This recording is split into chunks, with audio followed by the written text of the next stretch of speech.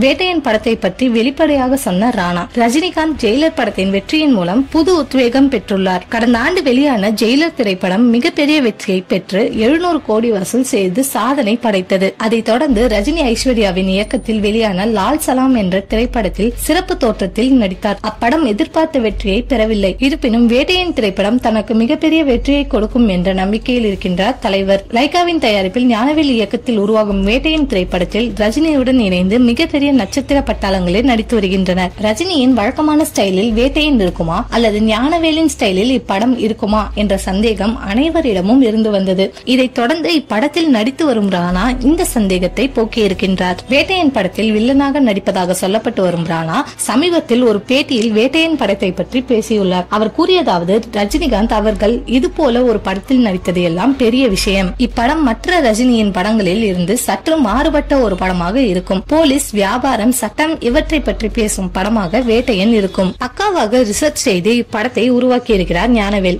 வேட்டையன் விறுவிறுப்பிற்கு பஞ்சமில்லாத ஒரு படமாக இருக்கும் என ராணா கூறியுள்ளார். இவர் பேசிய விஷயங்கள் படத்தின் மீதான எதிர்பார்ப்பை மேலும் அதிகரித்துள்ளது.